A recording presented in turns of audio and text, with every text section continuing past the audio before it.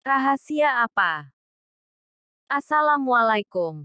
Perkenalkan, nama saya Zahra Aswa, murid pindahan dari SMPN 1 Jakarta.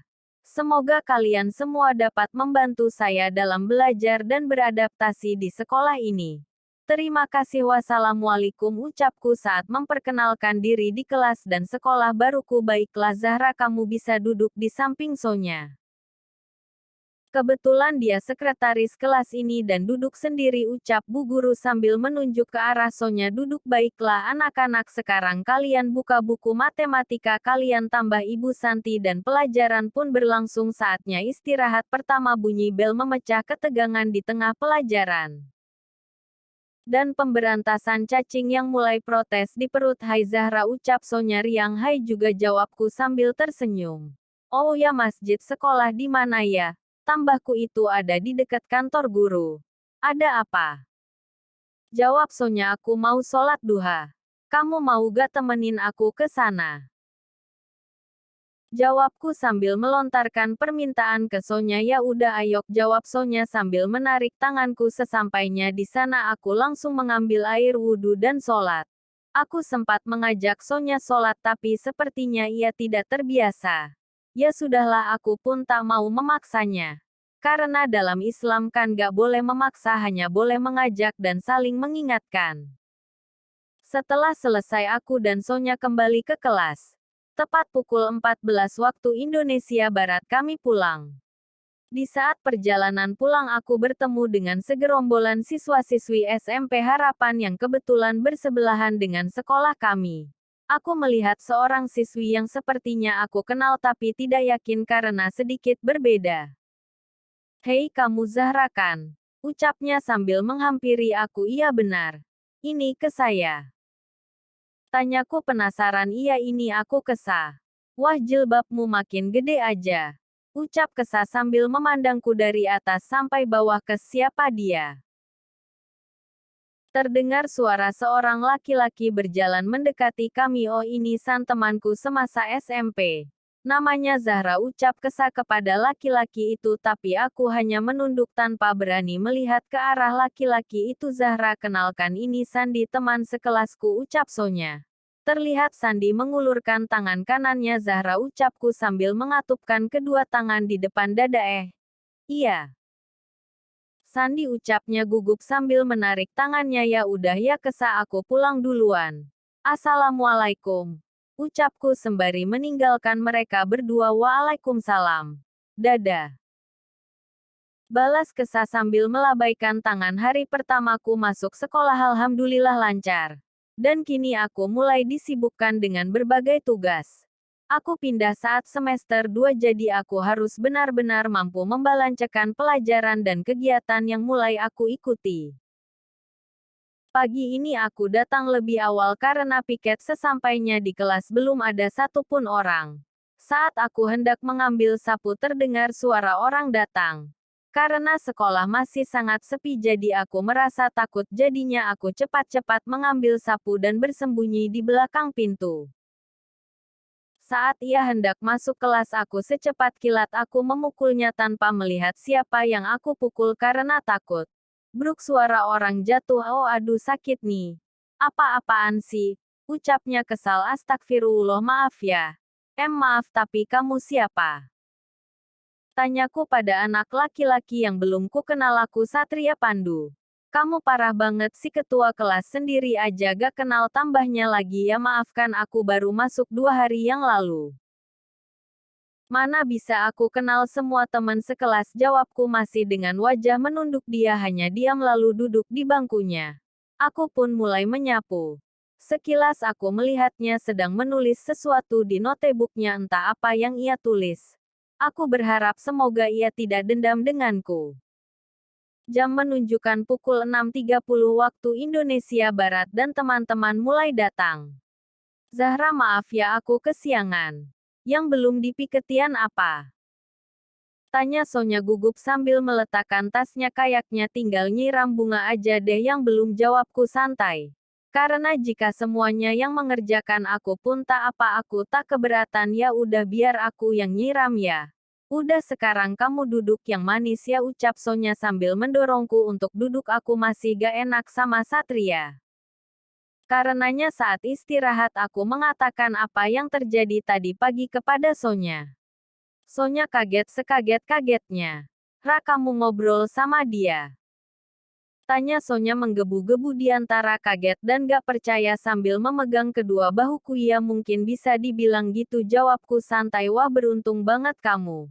Kamu tahu Salsa, dia itu selalu ngejar-ngejar Satria. Setiap kali Salsa ngajak bicara dia, pasti Satria bakal langsung pergi, katanya seriusas. Udah kok malah jadi ngerumpi, jawabku mengingatkan. Pelajaran pun dimulai. Saat aku hendak sholat duha aku bertemu dengan dia. Tampaknya dia pun mau sholat. Sekilas saat aku melepas sepatu aku melihat dia tersenyum kepadaku.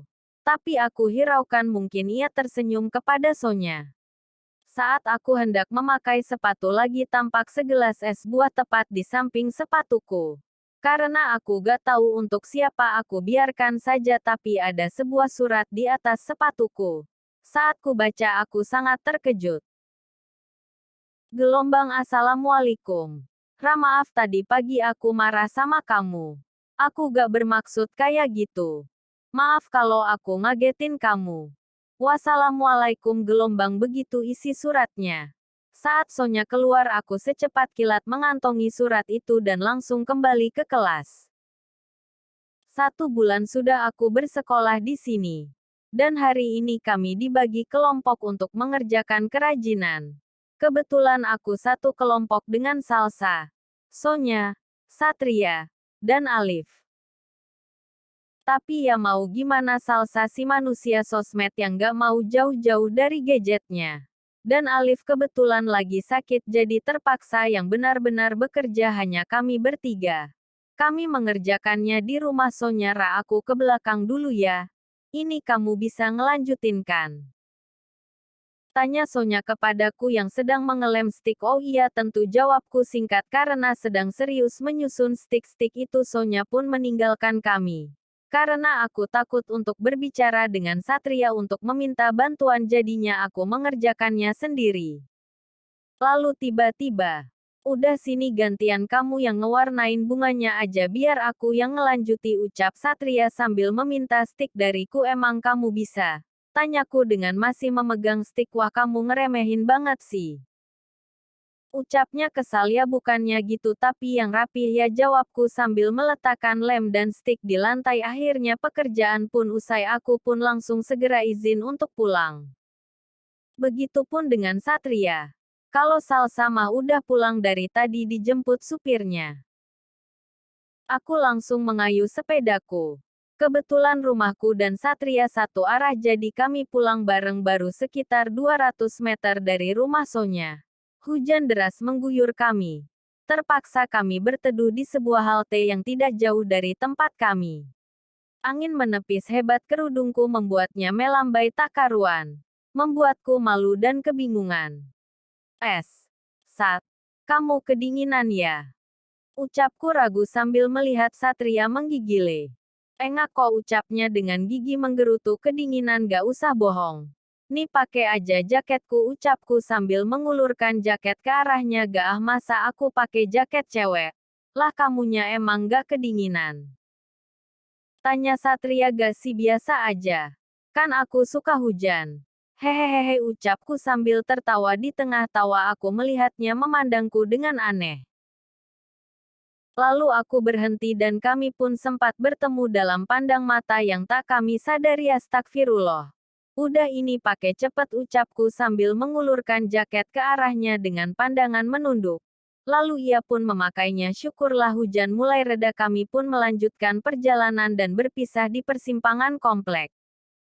Ting tong. Suara bel rumahku. Umi segera membuka pintu dan terdengar sedikit percakapan. Ara, tolong bawakan minum ke ruang tamu, yaitu ada temannya Abi yang datang dari Bandung, ucap Umi saat sampai di dapur. Iya Umi. Tapi ada berapa orang? Tanyaku. Buatin 7 gelas.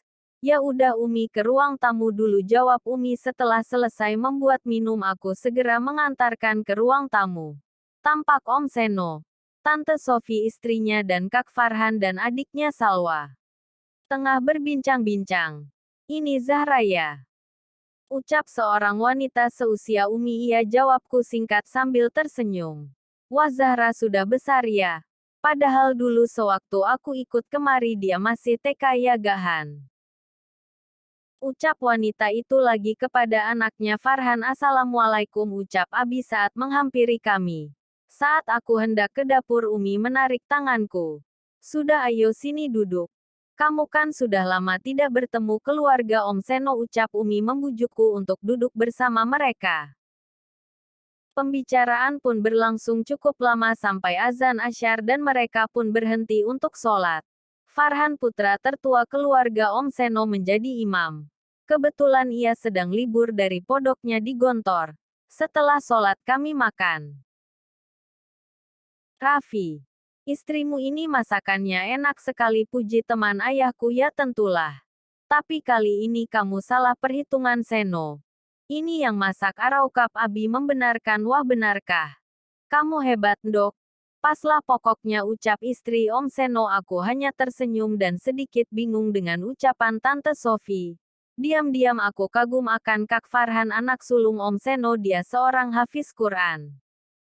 Dan setelah lulus nanti ia telah mendapat beasiswa ke Universitas Al-Azhar. Masya Allah. Astagfirullah, kenapa aku jadi memikirkan Kak Farhan?